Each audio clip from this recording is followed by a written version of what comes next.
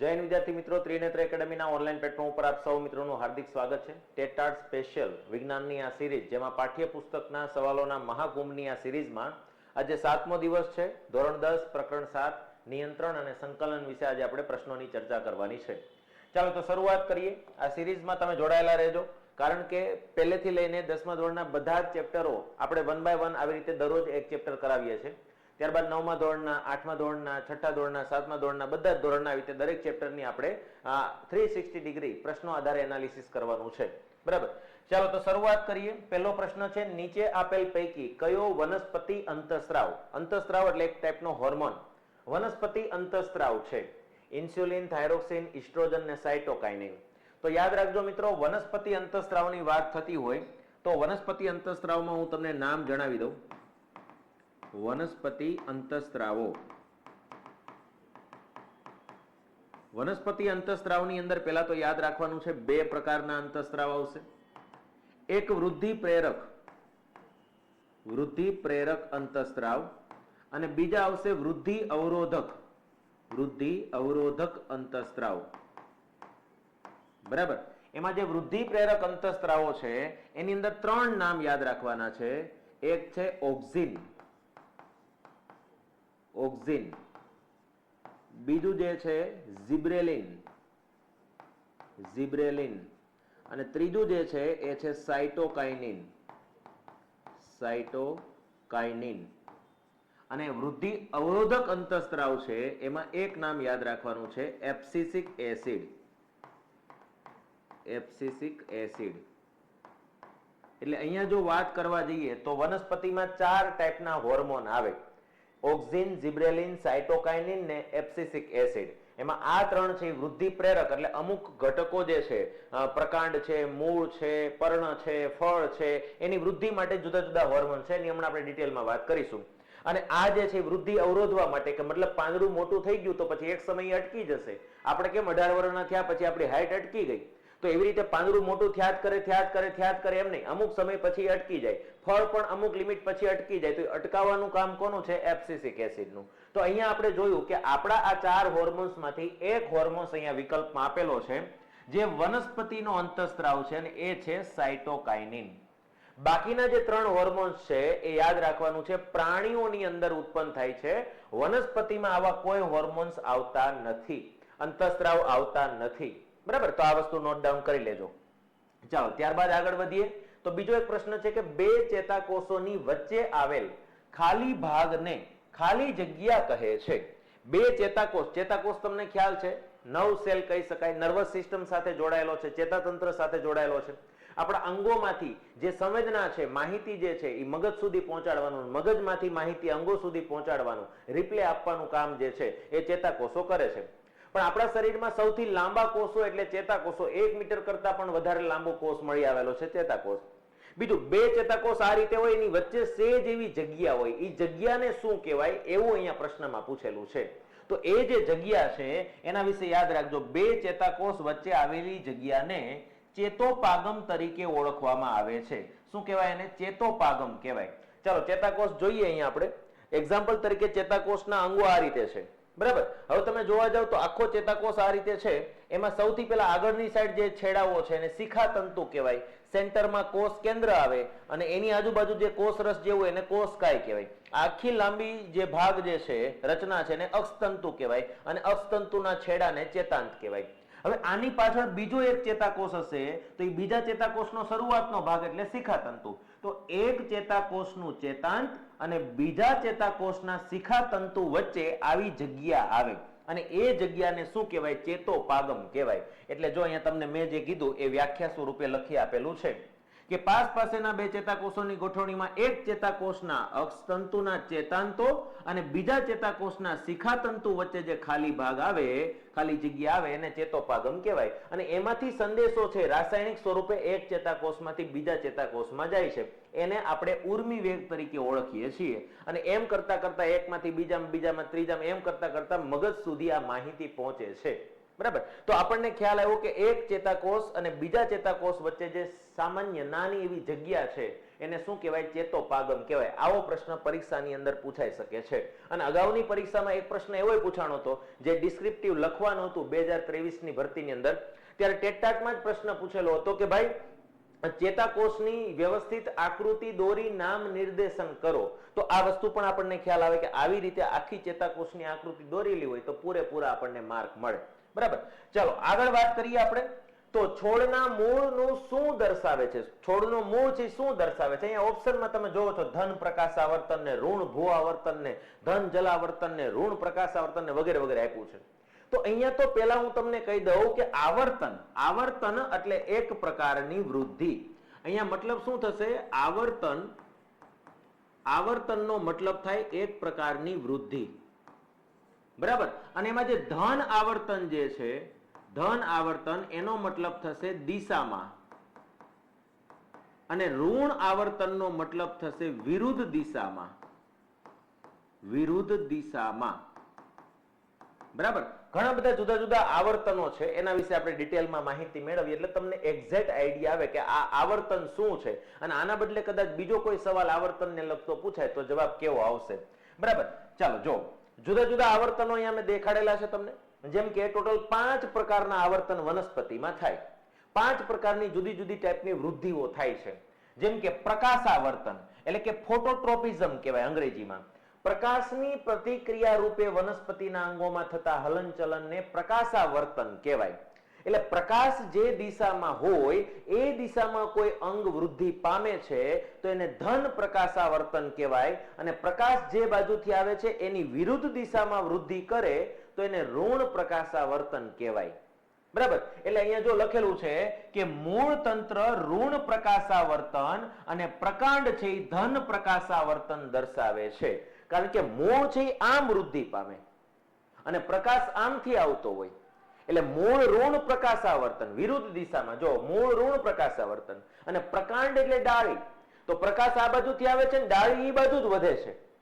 જે બાજુ પ્રકાશ આવતો ને એ બાજુ ડાળખીઓ વધારે વધશે. ઘણીવાર દિવાલની બાજુમાં હોય તો જે બાજુથી પ્રકાશ આવતો ને એ બાજુ ડાળી આમ વૃદ્ધિ પામે. બારીમાંથી કેટલીક વાર બહાર નીકળી જાય કેમ કે ત્યાંથી પ્રકાશ આવતો હોય. બરાબર, તો આ જે વાત થઈ એના ઉપરથી તમને આઈડિયા આવ્યો કે પ્રકાશની દિશામાં વૃદ્ધિ એને ધન પ્રકાશાવર્તન કહેવાય, અને પ્રકાશની વિરુદ્ધ દિશામાં જે વૃદ્ધિ થઈ એને ઋણ પ્રકાશાવર્તન કહેવાય. તો અહીં આપણે સાથે સાથે એક નોટ્સ બનાવતા જઈએ. બરાબર, પ્રકાશાવર્તનની બાબતમાં પ્રકાશાવર્તન જે છે એની બાબતમાં જોવા જઈએ તો મૂળમાં કેવી પ્રતિક્રિયા છે અને પ્રકાંડમાં કેવી પ્રતિક્રિયા છે એની વાત કરીએ. તો મૂળ છે એ ઋણ પ્રકાશાવર્તન દર્શાવે છે અને પ્રકાંડ છે એ ધન પ્રકાશાવર્તન દર્શાવે છે. ચાલો આટલો આઈડિયા તમને આવી ગયો. અને આના આધારે આપણા પ્રશ્નમાં જોવા જઈએ તો આપણને ધન મૂળની બાબતમાં પ્રશ્ન પૂછેલો છે. કોની બાબતમાં? મૂળની બાબતમાં. તો પહેલા તો મૂળની બાબતમાં જોવા જઈએ તો તમને આઈડિયા આવી ગયો કે મૂળની બાબતમાં પ્રકાશાવર્તન કેવું છે? ઋણ છે. ચાલો અહીંયા ઋણ પ્રકાશાવર્તન દેખાય છે? નહીં. અહીંયા તો ધન લખેલું છે. અહીંયા ઋણ ભૂઆવર્તન છે, ઋણ પ્રકાશાવર્તન છે. ઓકે, આ ચાલે. બરાબર, તો તમને કયા કયા વિકલ્પ નહીં ચાલે? કેમ કે જો અહીંયા ધન પ્રકાશાવર્તન આવી ગયું એવું શક્ય નથી. ઋણ પ્રકાશાવર્તન આમાં છે, આમાં જો ઋણ ધન પ્રકાશાવર્તન આવી ગયું એટલે આ નહીં ચાલે. તો હવે આ બે વિકલ્પ આપણા માટે બચ્યા છે. મૂળ જે છે એ પ્રકાશની વિરુદ્ધ દિશામાં વૃદ્ધિ પામે એટલે ઋણ પ્રકાશાવર્તન કહેવાય. બરાબર, ત્યારબાદ આપણે વાત કરીએ બીજું ભૂઆવર્તન. ઝિઓટ્રોપિઝમ કહેવાય એને, કે ગુરુત્વાકર્ષણની દિશામાં વૃદ્ધિ પામવી. બરાબર, હલનચલન કરવું. તો મૂળ છે તમને ખબર છે ગુરુત્વાકર્ષણ બળ નીચે તરફ લાગે અને એ બાજુ જ મૂળ વૃદ્ધિ પામે છે.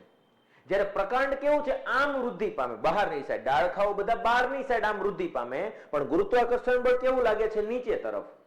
એટલે હવે તમે જોયું અહીંયા જો મૂળ ધન ભૂઆવર્તન અને પ્રકાંડ ઋણ ભૂઆવર્તન દર્શાવે છે. એટલે જો ભૂઆવર્તનની બાબતમાં આપણે વાત કરવા જઈએ, ભૂઆવર્તન, બરાબર, તો મૂળ જે છે એ ધન ભૂઆવર્તન, કારણ કે મૂળ ગુરુત્વાકર્ષણની દિશામાં વૃદ્ધિ પામે છે. જ્યારે પ્રકાંડ ગુરુત્વાકર્ષણની વિરુદ્ધ દિશામાં વૃદ્ધિ પામે એટલે એમાં ઋણ ભૂઆવર્તન થાય છે એમ કહી શકાય. બરાબર, તો ભૂઆવર્તન કેવું આવવું જોઈએ? મૂળમાં. અહીંયા મૂળનો પ્રશ્ન. ભૂઆવર્તન ધન આવવું જોઈએ. ચાલો, ભૂઆવર્તન અહીંયા કેવું છે? ઋણ છે. જો ભૂઆવર્તન અહીંયા કેવું લખેલું છે? ઋણ લખેલું, એટલે આ તો નહીં જ આવે.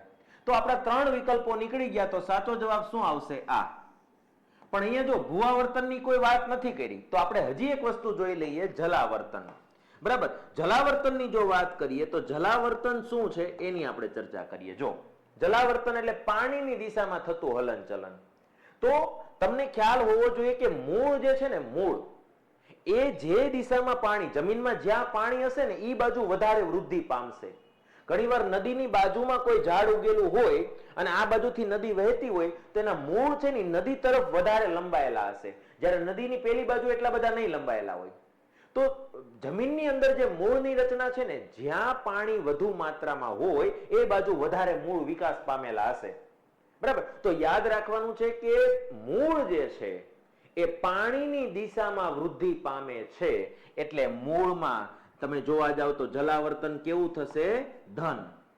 અને ડાળખીઓ જે છે પાણી નીચે તરફ હોય અને ડાળખીઓ વિરુદ્ધ દિશામાં વૃદ્ધિ પામે છે, તો ડાળખાઓ જે પ્રકાંડ છે એમાં ઋણ જલાવર્તન થાય છે. જો મૂળમાં ધન જલાવર્તન અને પ્રકાંડમાં ઋણ જલાવર્તન, પાણીની દિશામાં વૃદ્ધિ પામવી. બરાબર, આ વસ્તુ યાદ રાખજો. તો અહીંયા જો ઋણ પ્રકાશાવર્તન બરાબર છે ને ધન જલાવર્તન બરાબર છે, તો મૂળની બાબતમાં આવો જવાબ આવ્યો. પણ પ્રકાંડની બાબતમાં હોત તો હવે તમને આઈડિયા આવી ગયો. અને આ બધું લોજિક વાળું છે, આ બધું કઈ યાદ રાખવું પડે એવું નથી.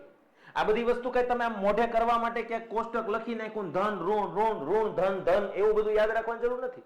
ખાલી એક જ વસ્તુ વિચારવાની, પ્રકાશ ક્યાંથી આવે? ઉપરથી. ડાળકીઓ કઈ બાજુ વધે? ઉપર તરફ, તો ધન પ્રકાશાવર્તન. પ્રકાશ ઉપરથી આવે પણ મૂળ નીચે તરફ વૃદ્ધિ પામે એટલે ઋણ પ્રકાશાવર્તન. એવી રીતે પાણી જે દિશામાં હોય એ દિશામાં મૂળ વધે ને એની વિરુદ્ધ દિશામાં પ્રકાંડ વધે. તો આવી રીતે ગુરુત્વાકર્ષણની વાત કરીએ તો ગુરુત્વાકર્ષણની દિશામાં મૂળ વધે ને ગુરુત્વાકર્ષણની વિરુદ્ધ દિશામાં પ્રકાંડ વધે. તો દિશામાં થાય તો ધન કહેવાય ને વિરુદ્ધ દિશામાં થાય તો ઋણ કહેવાય. ચલો, એની સિવાયના બે બીજા આવર્તન છે, રસાયણાવર્તન, કેમેટ્રોપિઝમ કહેવાય. ચોક્કસ રસાયણની પ્રતિક્રિયામાં વનસ્પતિના અંગોમાં થતા હલનચલનને રસાયણાવર્તન કહેવાય. જેમ કે ફલનની પ્રક્રિયામાં પરાગ નલિકાની પરાગવાહિનીમાં અંડક તરફ થતી વૃદ્ધિને રસાયણાવર્તન કહેવાય. એટલે એમાં જે કેમિકલ પ્રોસેસ થાય છે, જેમ કે ઉપર ઓલી પરાગરજ છે પરાગાસન ઉપર જઈને બેસી ગઈ હોય તો ત્યાંથી નીચે તરફ વૃદ્ધિ પામે છે, તો એને રસાયણાવર્તન કહેવાય. બરાબર, એમાં ધન ઋણ એવું કઈ ન આવે, એમાં જે બાજુ રસાયણ હોય એ બાજુ વૃદ્ધિ પામવાનું છે. સ્પર્શાવર્તન, સ્પર્શ પ્રત્યે જે હલનચલન થાય છે એને આપણે થિગ્મોટ્રોપિઝમ તરીકે ઓળખીએ છીએ. અને તમને યાદ છે લજામણી નામની જે વનસ્પતિ છે એના પર્ણોને ટચ કરવાથી એ બીડાઈ જાય છે, તો એમાં જે આવર્તન થયું ને એને સ્પર્શાવર્તન કહેવાય. તો એવી રેર કિસ્સામાં વનસ્પતિ છે, તમને ખ્યાલ છે કે વનસ્પતિના સૂત્રાંગોના આધાર રીતે થાય એને ધન સ્પર્શાવર્તન કહી શકાય. ઘણી વખત વેલા હોય ને તો એમાં ઓલું સ્પ્રિંગ જેવી રચના હોય, તો જ્યાં જ્યાં વૃદ્ધિ પામે ને ત્યાં સ્પ્રિંગ આમ કે આમ ગોઠવાઈ જાય, તો એને સ્પર્શાવર્તન જ કહેવાય. તમે જે આકારની જાળી બનાવો ને એ આકારમાં વેલો આખો તૈયાર થશે, તો એને સ્પર્શાવર્તન કહેવાય. લજામણીમાં જે ઘટના બને છે એને પણ સ્પર્શાવર્તન કહેવાય છે. તો અહીંયા મેન આપણી વસ્તુ છે પ્રકાશાવર્તન, ભૂઆવર્તન ને જલાવર્તન. બરાબર, એમાંથી તમને આઈડિયા આવી ગયો કે મૂળની બાબતમાં ઋણ પ્રકાશાવર્તન થાય છે અને ધન જલાવર્તન થાય છે. મૂળની બાબતમાં ત્રણેય વસ્તુ યાદ રાખવાનું, પ્રકાશાવર્તન તો ઋણ, ભૂઆવર્તન ધન, જલાવર્તન ધન. બરાબર, આ વસ્તુ અહીંયા યાદ રાખવાની છે. અને પ્રકાંડની બાબતમાં પૂછાય તો એ પણ યાદ રહી જશે. તો નોટિસ કરી લેજો, નોટ ડાઉન કરી લેજો તમારી બુકની અંદર, તમને આ બધી વસ્તુ યાદ રહી જશે. બરાબર, તો આવો પ્રશ્ન પરીક્ષામાં પૂછાય તો આપણે અગવડતા ઊભી થવી જોઈએ નહીં. પરાગ નલિકાની વૃદ્ધિ અંડક તરફ થવાનું કારણ તેનું ખાલી જગ્યા છે, હમણાં જ આપણે ભણી ગયા. પરાગ નલિકામાં જે વૃદ્ધિ થાય છે એની પાછળ કોણ જવાબદાર છે? રસાયણાવર્તન. બરાબર, ચાલો ત્યારબાદ આગળ વધીએ. કયા અંતઃસ્ત્રાવના સંશ્લેષણ માટે આયોડીન આવશ્યક છે? આપણા શરીરની અંદર કયા અંતઃસ્ત્રાવ માટે આયોડીન જરૂરી છે? તો યાદ રાખજો, ગળામાં એક ગ્રંથિ આવેલી છે, ગળામાં આવેલી ગ્રંથિ છે જેનું નામ છે થાઇરોઇડ. થાઇરોઇડ. અને થાઇરોઇડ માંથી જે અંતઃસ્ત્રાવ ઉત્પન્ન થાય છે, જે અંતઃસ્ત્રાવ ઉત્પન્ન થાય છે એ અંતઃસ્ત્રાવનું નામ છે થાઇરોક્સિન. થાઇરોક્સિન. અને આ થાઇરોક્સિન નામનો અંતઃસ્ત્રાવ જે છે એના માટે આયોડીન આવશ્યક છે. આયોડીન આવશ્યક છે. અને આના આધારે એક વસ્તુ નોંધ પણ કરી લેવાની છે. નોંધ સ્વરૂપે એક વસ્તુ યાદ રાખવાની છે કે આપણા શરીરમાં આયોડીનની ઉણપથી આયોડિનની ઉણપથી એટલે કે આયોડિન ઘટી જાય તો ગોઈટર, જેને ગલગંડ પણ કહેવામાં આવે છે, ગળામાં થતી ગાંઠ, ગોઈટર, બરાબર, આ વસ્તુ અહીંયા યાદ રાખવાની છે. તો આયોડિનની ઉણપથી ગોઈટર નામનો, ગલગંડ નામનો રોગ થાય છે, બરાબર, જેમાં થાઇરોઇડ ગ્રંથિ પોતે જ ફૂલી જાય છે. ગળામાં જે ગ્રંથિ હોય થાઇરોઇડ, એ પોતે જ ફૂલી જાય. તો આપણને આઈડિયા આવી ગયો કે ભાઈ આ ગોઈટર જે છે આયોડિનની ઉણપથી થાય છે, પણ ક્યારે થાય? જ્યારે આયોડિન ઘટી જાય ત્યારે. અને એમાં થાઇરોક્સિન વાળી વસ્તુ આવી. તો આયોડિન આવશ્યક કોના માટે છે? તો થાઇરોક્સિન માટે આવશ્યક છે. આ વસ્તુ અહીંયા યાદ રાખવાની છે, બરાબર. ચાલો, ત્યારબાદ નીચેનામાંથી કયો અંતઃસ્ત્રાવ આપણા શરીરને કટોકટીની પરિસ્થિતિ માટે તૈયાર કરે છે? આપણા શરીરમાં એક ગ્રંથિ છે, અને એ ગ્રંથિ વિશે જો હમણાં આપણે થાઇરોઇડમાં કેવું ભણ્યા એવી જ રીતે હું તમને સમજાવું. એક આપણી ગ્રંથિ છે જેનું નામ છે એડ્રિનલ.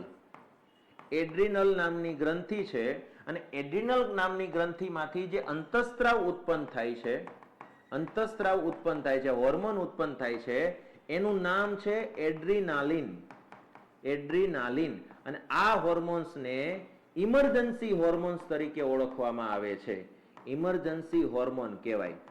કારણ કે કટોકટીના સમયમાં માલિકને જ્યારે એમ લાગવા માંડે કે હવે મારું કોઈ નથી, ત્યારે એને બચાવવા માટે આપણા શરીરમાંથી એડ્રિનલમાંથી એડ્રિનાલિન ઉત્પન્ન થાય અને ધબકારા એકદમ વધારી દે અને શ્વાસોશ્વાસ એટલા બધા સ્પીડમાં લાવી દેશે, અને એના કારણે આપણને પુષ્કળ માત્રામાં ઉર્જા મળશે.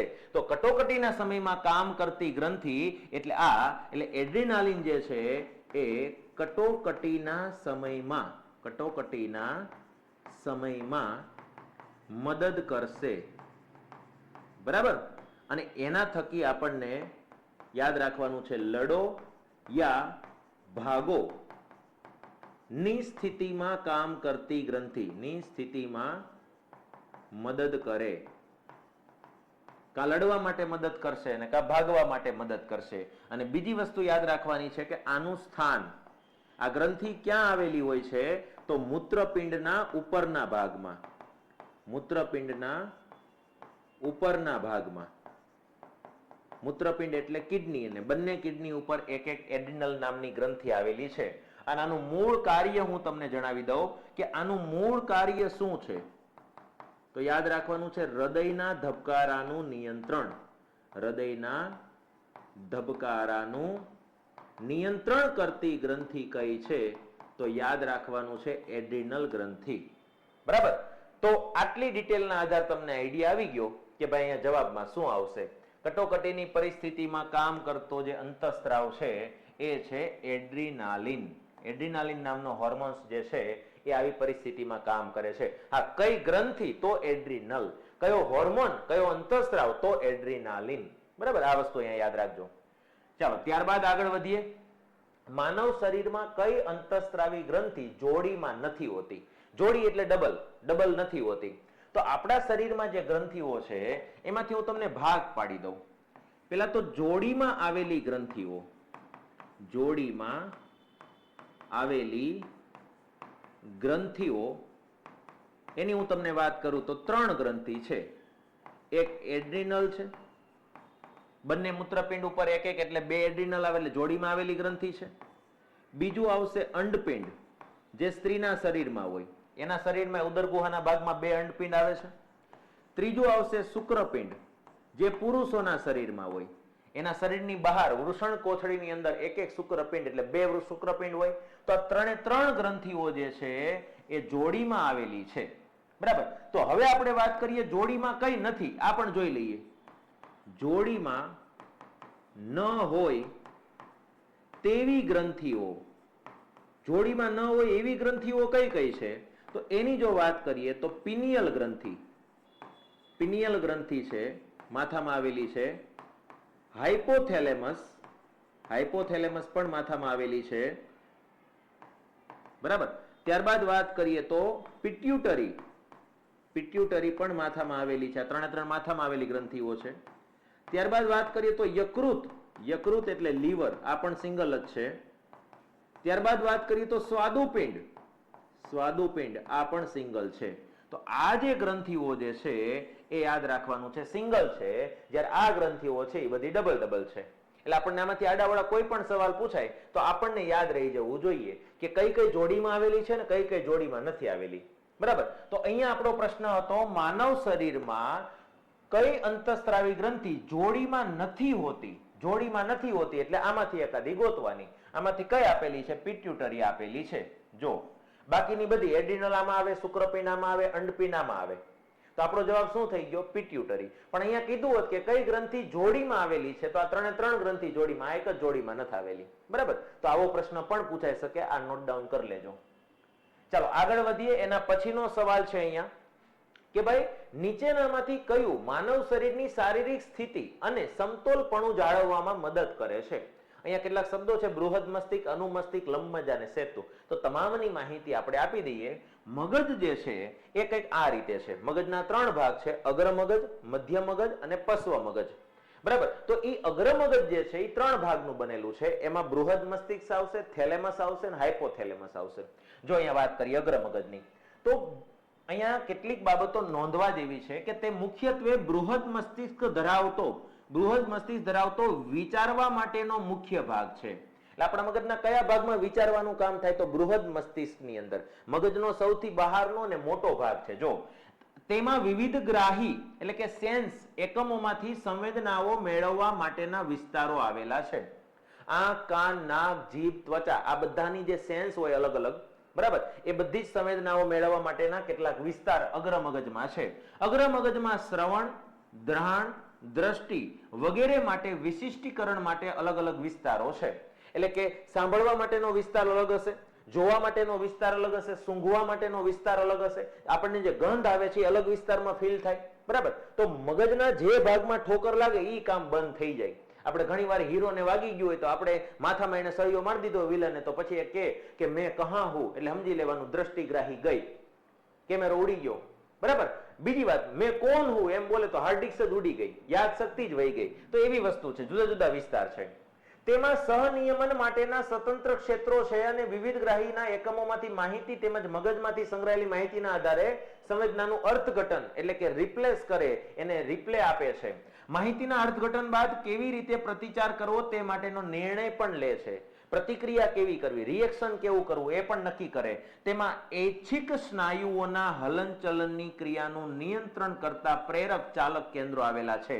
ઐચ્છિક સ્નાયુઓ એટલે હાથ પગના નહીં બધાય. કેમ કે મારે હાથ આમ કરીને આમ કરવો છે તો જ આમ થાય, બાકી ન કરવો હોય તો એમ નમ રહે. આંગળી એક ઊંચી કરવી છે એક જ ઊંચી થાય, એ બંધ કરી દેવી એમ જ થાય. અંગૂઠો બહાર કાઢો તો બહાર નીકળે, ન કાઢવો તો ન નીકળે. તો એ બધી ઈચ્છા મુજબ વસ્તુ થાય. તો ઈચ્છા મુજબનું જે હલનચલન છે એનો બધો જ કંટ્રોલ ક્યાં છે? અગ્ર મગજમાં. ત્યારબાદ વાત કરીએ મધ્ય મગજ. મધ્ય મગજ આ ભાગમાં આવેલું હોય છે. બરાબર, તે ચતુષ્કાય મગજનો મધ્ય ભાગ છે. તેમાં દ્રષ્ટિ અને શ્રવણની પરાવર્તી ક્રિયાના કેન્દ્રો આવેલા છે. એટલે કે જોવાના અને સાંભળવાની જે રિપ્લે આપવાનું કામ છે એ મધ્ય મગજમાંથી થાય. અને છેલ્લે અગત્યની વસ્તુ પશ્વ મગજ. પશ્વ મગજની અંદર ત્રણ વસ્તુ હોય: પોંજ એટલે સેતુ, લંબમજ્જા અને અનુમસ્તિષ્ક. આ ત્રણ ભાગ કોના છે? તો પશ્વ મગજના છે. એમાં જો વાત કરીએ તો અનૈચ્છિક ક્રિયાઓ જેવી કે રુધિરનું દબાણ એટલે કે બ્લડ પ્રેશર, લાળનો સ્ત્રાવ, ઉલટી થવી, છીંક આવવી, ઉધરસ આવવી, શ્વસન કરવું, પાચન ક્રિયા, આ બધી જ અનૈચ્છિક ક્રિયાઓ જે છે એ લંબમજ્જા દ્વારા નિયંત્રિત થાય છે. અને ત્યારબાદ વાત કરીએ તો અનુમસ્તિષ્ક ઐચ્છિક ક્રિયાઓની ચોકસાઈ અને શરીરની સમસ્થિતિ તેમજ સંતુલન માટે જવાબદાર છે. જો આપણો પ્રશ્ન હવે આવ્યો, શરીરની સમસ્થિતિ અને સમતોલનપણું જાળવવા માટે કોણ જવાબદાર છે? તો યાદ રાખવાનું છે અનુમસ્તિષ્ક. એટલે અહીંયા આપણો રાઈટ આન્સર શું થઈ જશે? અનુમસ્તિષ્ક. બરાબર, અને સેતુ જે છે ને એ તો આ બે ક્રિયાને ભેગું કરવાનું કામ કરે. કે તમે જ્યારે બેલેન્સ કરતા હોય, સંતુલન કરતા હોય, શરીરનું ડાન્સ કરતા હોય ત્યારે હૃદયના ધબકારા ચાલુ રહેવા જોઈએ, શ્વસન ક્રિયા ચાલુ રહેવી જોઈએ. તો એ બેયનું કામ હારે કરવાનું કામ કોણ કરે? સેતુ. સેતુ એટલે એક બંધ બનાવે છે જે લંબમજ્જાનું અને અનુમસ્તિષ્કનું કામ હારે ચાલુ રહે એ કંટ્રોલ કરે. બરાબર, તો અહીંયા જે કાંઈ વસ્તુ મેં તમને કીધી છે એ નોટબુકની અંદર જોઈ લેજો. તમારી રીતે એવું લખવાનું લાગે તો જેટલું નોટ ડાઉન કરવાનું લાગે એટલું કરી લેજો. બરાબર, તો અગ્ર મગજ, મધ્ય મગજ ને પશ્વ મગજમાંથી હવે કોઈ પણ સવાલ પૂછાય તમને આવડવો જોઈએ. બરાબર, તો આ આપણે અહીંયા ચર્ચા કરી. અહીંયા રાઈટ આન્સર થશે બી. ચાલો નેક્સ્ટ આગળ વધીએ. એના પછીનો સવાલ શું આપેલું છે? નીચેના પૈકી કઈ વનસ્પતિ સ્પર્શની ઉત્તેજના સામે તેના પર્ણો દ્વારા ત્વરિત પ્રતિચાર એટલે કે રિએક્શન દર્શાવે છે? અને આ ચર્ચા આપણે કરી લીધી કે લજામણીના પાંદડા એવા છે કે સ્પર્શ કરો એટલે તરત રિએક્શન આપે.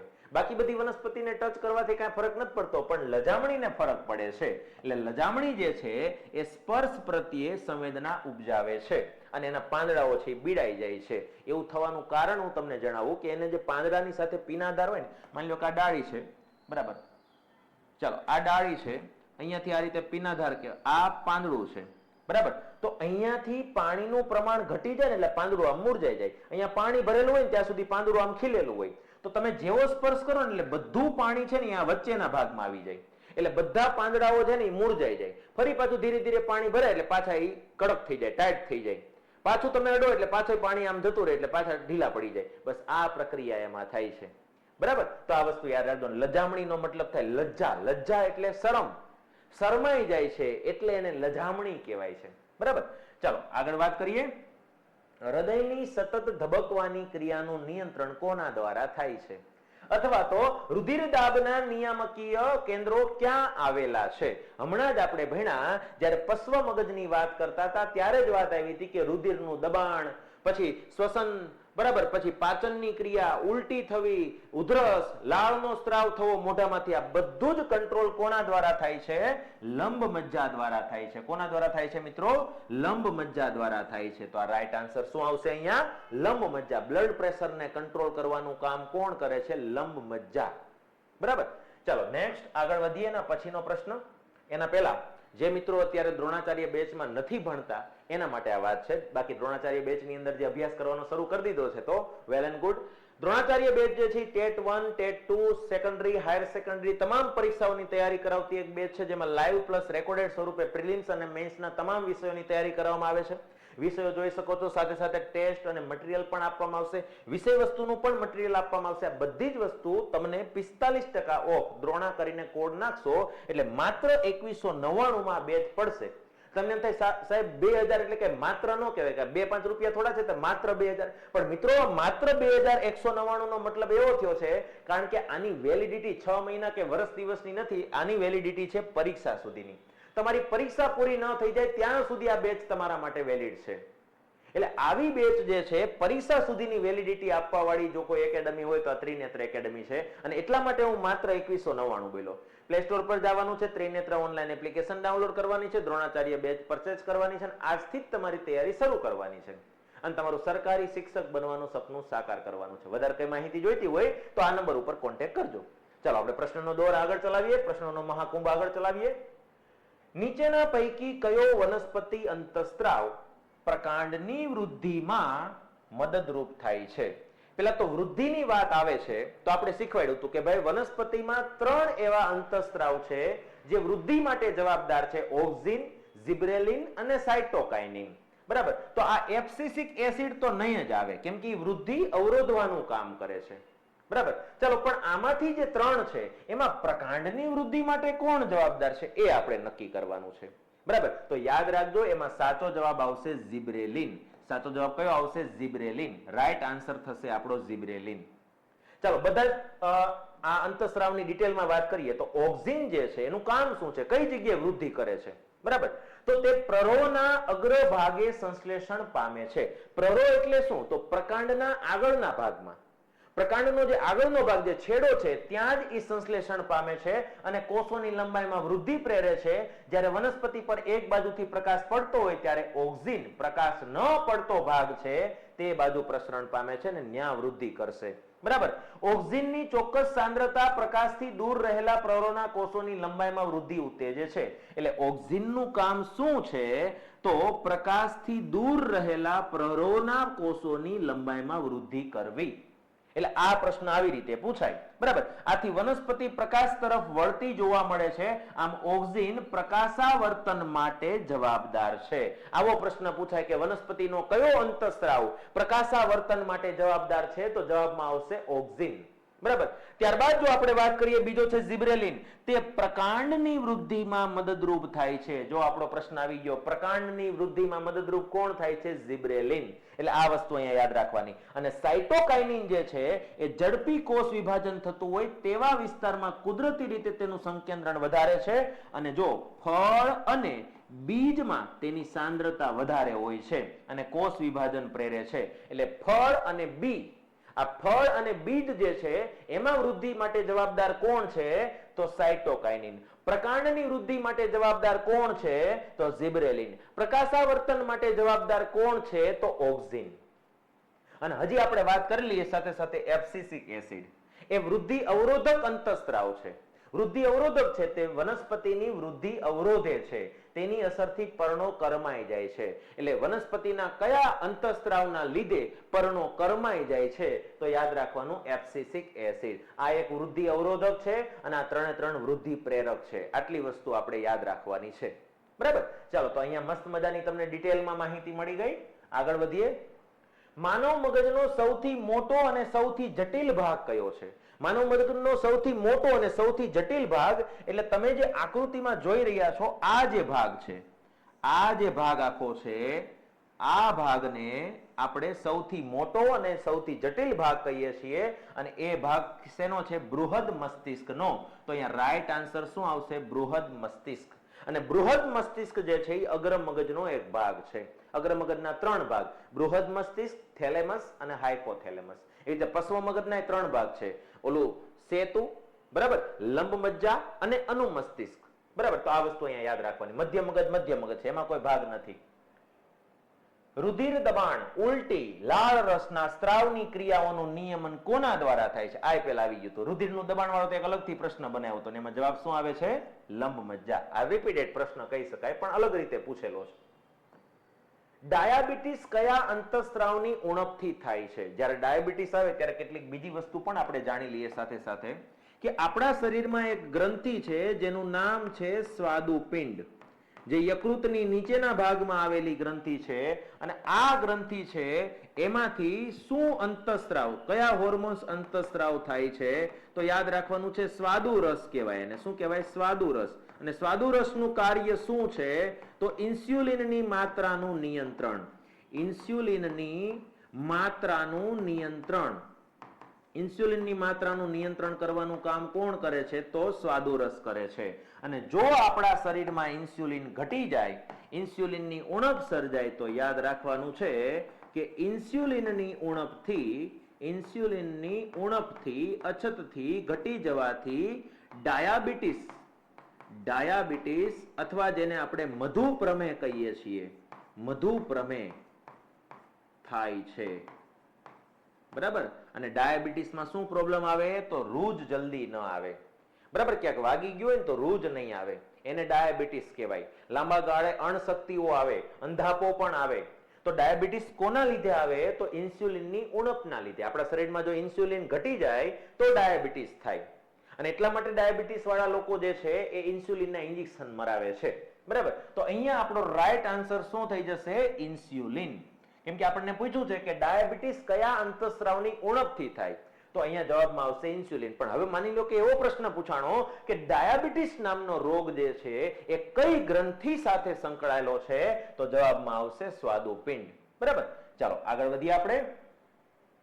પ્રાણીઓમાં અંતઃસ્ત્રાવી તંત્રનું કાર્ય કયું છે? આપણા પ્રાણીઓની અંદર આપણી જુદી જુદી ગ્રંથિઓ છે, હોર્મોન્સ રિલીઝ થાય છે, એ લોહીમાં ભળે છે, અમુક કામ કરે છે. તો આને શું કહેવાય? પ્રાણીઓમાં અંતઃસ્ત્રાવી તંત્રનું કામ શું છે? તો એક પ્રકારનું સંકલન. શરીરમાં આખા શરીરને એક બની રાખવાનું કામ છે, સંકલન કરવાનું કામ છે. એટલે જ આપણા ચેપ્ટરનું નામ છે નિયંત્રણ અને સંકલન. નિયંત્રણ કરવાનું કામ કોણ કરે? તો મગજ, એટલે કે ચેતાતંત્ર. અને આખા શરીરનું સંકલન કરવાનું કામ કોણ કરે? તો અંતઃસ્ત્રાવી તંત્ર. આ વસ્તુ યાદ રાખજો. નેક્સ્ટ આગળ વધીએ. સ્ત્રીઓમાં કયો અંતઃસ્ત્રાવ રજોસ્ત્રાવનું નિયમન કરે છે? આ રજોસ્ત્રાવ એટલે શું? તો એના વિશે આપણે ચર્ચા કરીએ. તો સ્ત્રીના શરીરની અંદર આપણને ખ્યાલ છે કે ગ્રંથિ આવેલી છે, અને એ ગ્રંથિનું નામ શું છે? તો એ ગ્રંથિનું નામ છે અંડપિંડ. આ અંડપિંડ નામની ગ્રંથિ છે, એમાંથી ઇસ્ટ્રોજન નામના હોર્મોન્સ રિલીઝ થાય છે, જેને માદા જાતીય અંતઃસ્ત્રાવ કહેવાય છે. માદા જાતીય અંતઃસ્ત્રાવ એટલે કે મનુષ્યને શરીર જે છે, રંગ, રૂપ, દેખાવ, વાણી, વર્તન, અવાજ, આ બધું સ્ત્રી જેવું આપવાનું કારણ કોણ છે? ઇસ્ટ્રોજન. પણ આ ઇસ્ટ્રોજન જે છે એ યાદ રાખવાનો છે. ઇસ્ટ્રોજન જે છે એ સ્ત્રીના શરીરની અંદર 10 થી 12 વર્ષે છોકરીઓમાં રિલીઝ થાય છે. એટલે કે જ્યારે છોકરીઓ તરુણાવસ્થામાં આવે 10 થી 12 વર્ષે, ત્યારે એના શરીરમાંથી ઇસ્ટ્રોજન ઉત્પન્ન થાય, અને જેવો ઇસ્ટ્રોજન ઉત્પન્ન થાય એટલે એના શરીરમાં અંડકોષ ઉત્પન્ન થવાની શરૂઆત થશે. આ અંડકોષનું વહન અંડવાહિનીમાં થશે, અને અંડવાહિનીમાંથી આગળ જઈને અંડાશયમાં એનું સ્થાપન થશે.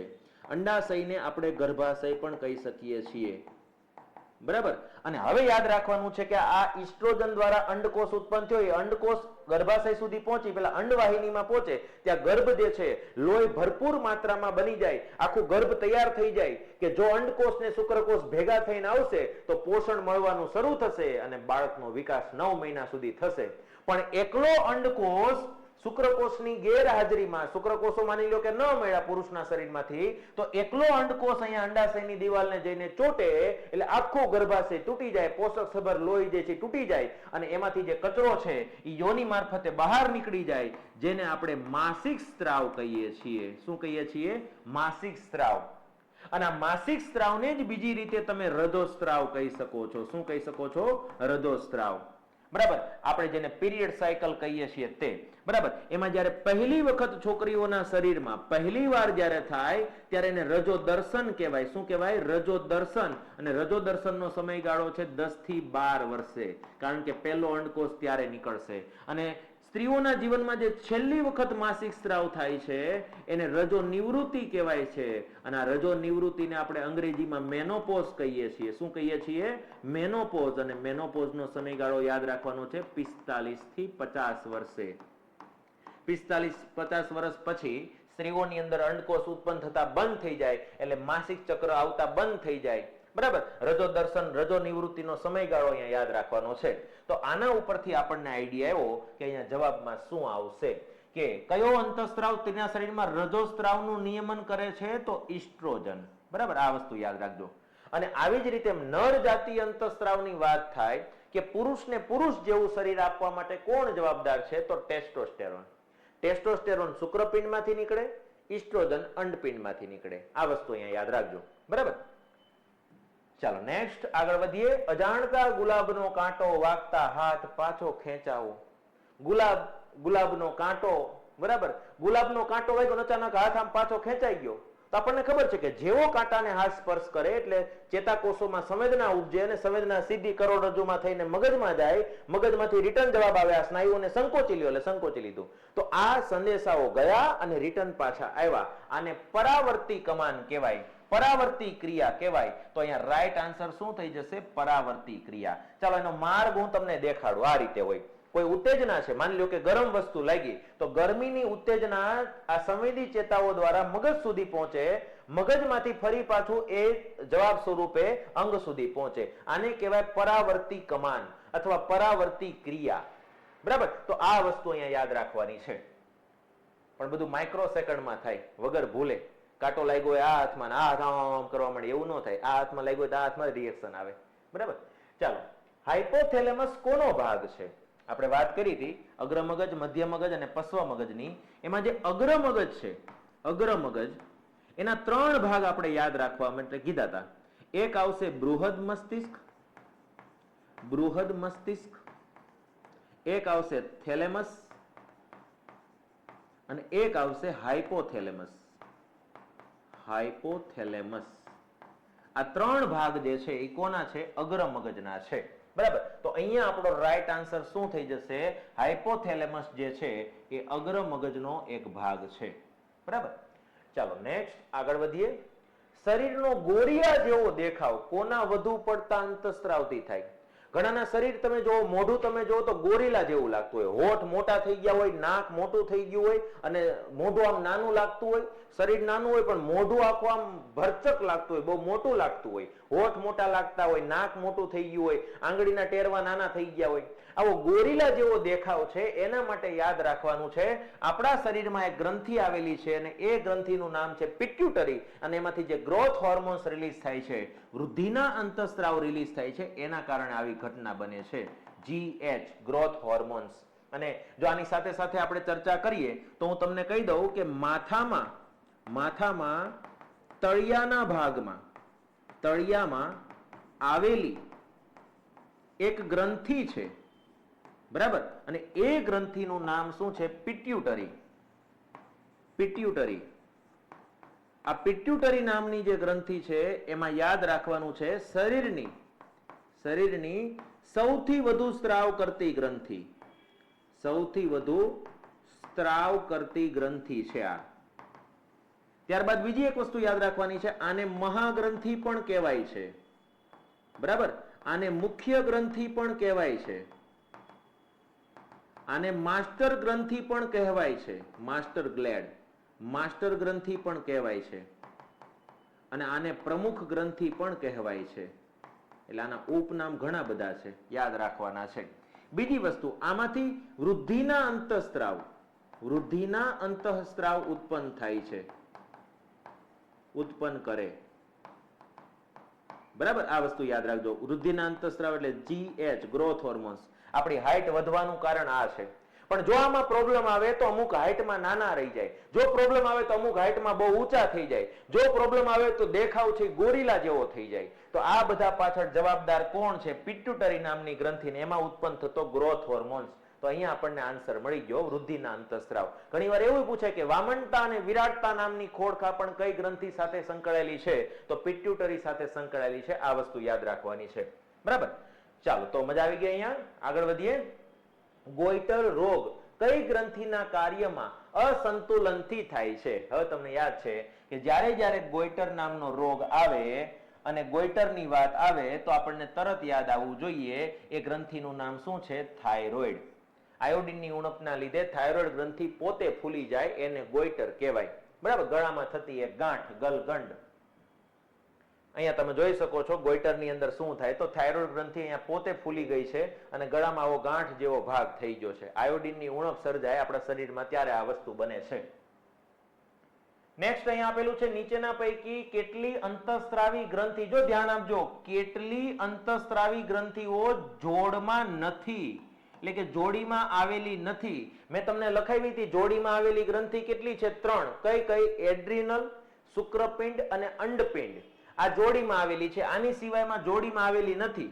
તો હવે જોડીમાં આવેલી નથી એવું પૂછ્યું છે તો સ્વાદુપિંડ જોડીમાં ન આવે, એડ્રિનલ જોડીમાં આવે, થાઇરોઇડ જોડીમાં ન આવે, શુક્રપિંડ જોડીમાં આવે, પિટ્યુટરી જોડીમાં ન આવે. તો જોડીમાં ન આવેલી ગ્રંથિ અહીંયા તમને કેટલી દેખાણી? 1, 2 અને 3. તો રાઈટ આન્સર શું થઈ જશે? 3.